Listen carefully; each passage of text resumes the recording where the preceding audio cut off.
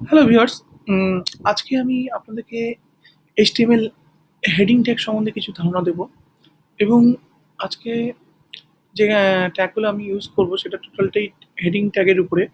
প্রথমত বলে থাকি যে হেডিং ট্যাগ ক রকমের হয়, ৬ রকমের হয়। H1 থেকে H6 এবং তার প্রত্যেকটাই আমি আপনাদেরকে সামনে এক্সাম্পল তুলে ধরবো। ওকে? চলুন ফার্স্ট আমার যে কাজটা করা হচ্ছে, আমরা একটা ফোল্ডার ক্রিয়েট করে নিই। আমি যেহেতু ম্যাকবুকে দেখাচ্ছি তাই না আমার ফাইন্ডার থেকে গিয়ে আমার জাস্ট এইচডক্স আমি ডেস্কটপেও রাখতে পারি বা এইচডক্সও রাখতে পারি, সেটা কোনো ম্যাটার করে না। চলুন আমি ডেস্কটপেই রেখে দিচ্ছি।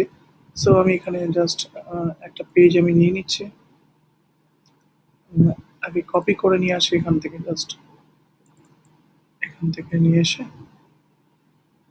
আমি সাপোজ এই পেজটাকে কপি করছি।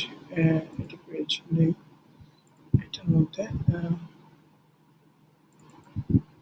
ওকে, এই পেজটাকে আমি জাস্ট কপি করে নিচ্ছি।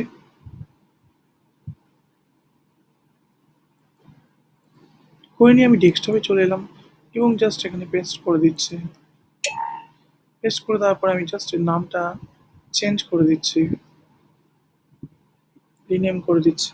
এখানে দিয়ে দিচ্ছি HTML ফর হেডিং ডট এক্সটেনশনটা হবে, যেহেতু আমরা htdocs এ রাখছি না, সো আমরা এখানে HTML হিসাবে বা HTML হিসাবে সেট করে দিতে পারি। ওকে, ইউজ HTML। তো আমার এই পেজটা ক্রিয়েট হয়ে গেল। এবার এই পেজটাকে আমি জাস্ট ওপেন করছি ব্রাউজারে।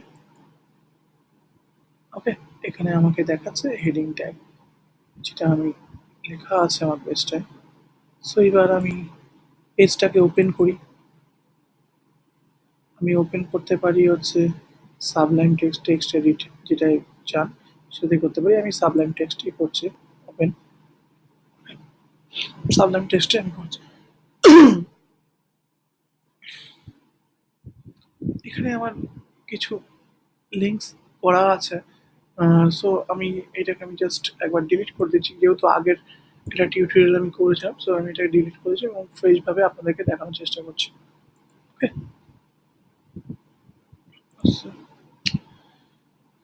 ফার্স্ট আমাদের যে কাজ করতে হবে, ফার্স্টে আমাকে এইচটিএমএল স্ট্রাকচারটা বানিয়ে নিতে হবে, কারণ আমরা সবাই জানি যে এইচটিএমএল লিখতে গেলে তার স্ট্রাকচারের মেনটেন করতে হয়, ফলো আপ করতে হয় একটা স্ট্রাকচারকে।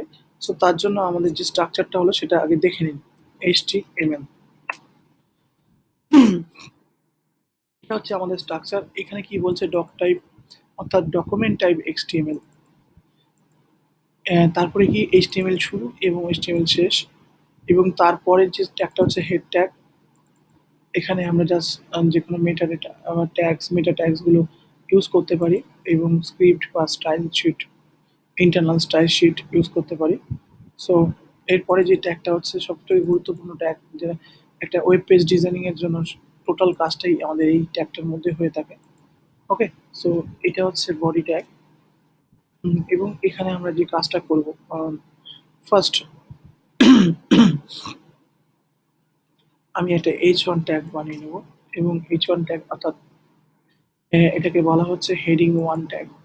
সো আমি জাস্ট এখানে লিখে দিলাম হেডিং 1 ট্যাগ। সো আমি লিখে দিলাম। এবার একবার সেভ দিয়ে দিই। সেভ দিয়ে নিয়ে আমি আমার যে ব্রাউজারে ওপেন করছি পেজটাকে, সো এবার একবার দেখে নিই। সো এখানে দেখাচ্ছে হেডিং 1 ট্যাগ। ওকে, হেডিং 1 ট্যাগ। এরপরে আমি বলেছিলাম যথারীতি হেডিং 1 ট্যাগ থেকে 1 থেকে 6 পর্যন্ত। তো একবার চলুন কপি করে নিচ্ছি জিনিসটাকে।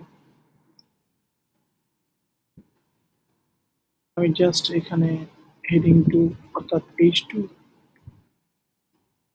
H2 আর যে জিনিসটা চেঞ্জ করছি আমি বোঝানোর জন্য আপনাদের, এটা। তারপর হচ্ছে H3,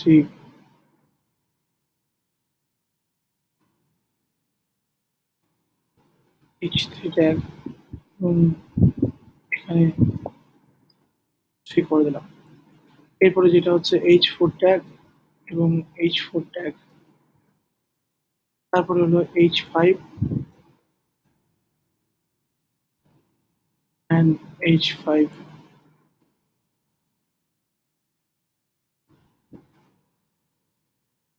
আমি জাস্ট লেখাগুলোকে একটু চেঞ্জ করে দিচ্ছি।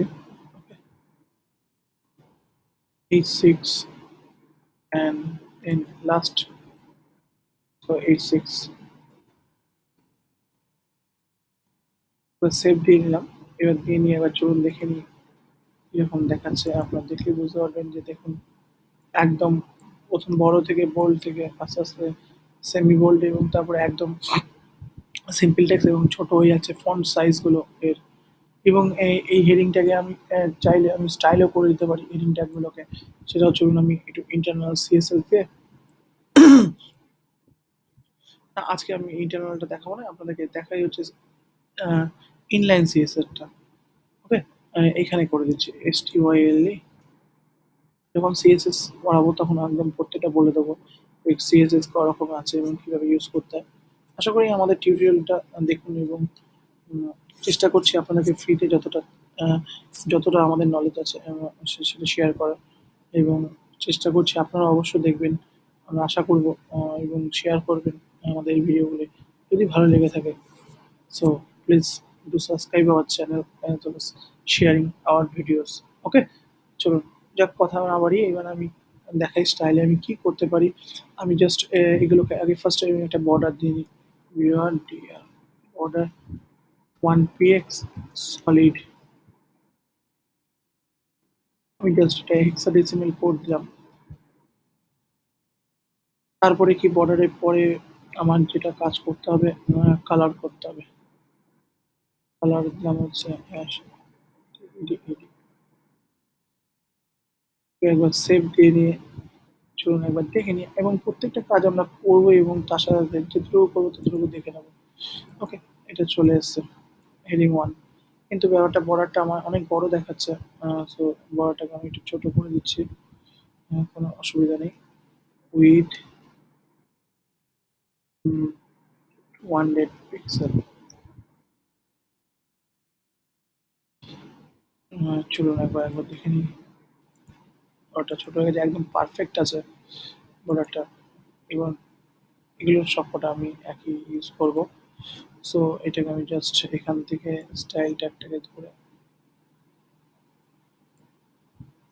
কপি করে নিলাম এবং কপি করে নিয়ে প্রত্যেকটা ক্ষেত্রে একই ইউজই হবে।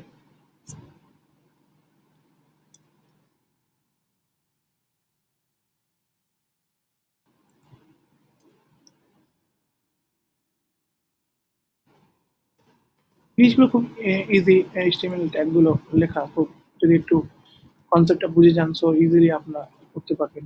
বেশিরভাগ আমরা কপি পেস্ট করব এবং কোড তো লিখবই, বারবার এক কোডকে না লেখার চেষ্টা করব, কপি করে যতটা তাড়াতাড়ি করা যায়। সো সেই ট্রিক্সগুলো আমি এবং টেকনিক্সগুলো আপনাদেরকে দেখানোর চেষ্টা করব। সো চলুন একবার দেখে নিই। একদম ঠিক আছে, কিন্তু লেখাগুলোকে আমরা বুঝি, বাট বর্ডারটা একটা সেমই আছে, সেটা আমরা যদি কমি অর্থাৎ কমে যেত। ওকে, আমি যদি উইথ এখানে জাস্ট অটো করে দিই,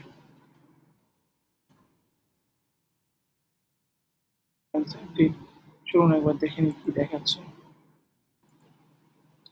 অর্থাৎ এটা আমার বড় হয়ে যাচ্ছে, যে অটোমেটিক নিয়ে নিচ্ছে উইথটা। সো আমি এখানে উইথটাকে অটো করবো না, আমি জাস্ট এখানে আমি দিয়ে দিলাম ধরুন হচ্ছে 100 px।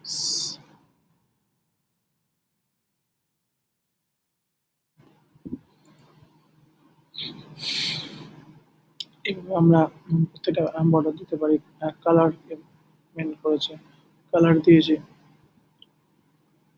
চাইলে আমরা আরো বড় করতে পারি, সেটা আমাদের উপর ডিপেন্ড করবে। সে তখন কিছুই নেই, তখন আমাদের ফন্ট সাইজটাকে আমরা বাড়িয়ে দেবো। সো এক্ষেত্রে এইভাবে জাস্ট আমি একটা একটা দেখিয়ে দিচ্ছি। ফন্ট সাইজ ধরুন আমি দিলাম হচ্ছে সাপোজ 48 px। জিনিসটা আর একটু বড় হয়ে যাবে যে H1 ট্যাগটা যেটা ছিল তার থেকে আরো বড় হয়ে যাবে। এই যে বড় হয়ে গেল। ওকে, সো আশা করি আপনারা আমার টিউটোরিয়াল H1 আজকে আমাদের মূল টপিকসটা ছিল যেটা হচ্ছে হেডিং ট্যাগস কিভাবে ইউজ করব HTML এ। সো আমি সেটুকু দেখাতে পেরেছি আপনাদেরকে। আশা করি আপনারা বুঝতে পারবেন ইজিলি। সো যদি আমার ভিডিওটি ভালো লেগে থাকে অবশ্যই চ্যানেলটিকে সাবস্ক্রাইব করুন। Thank you.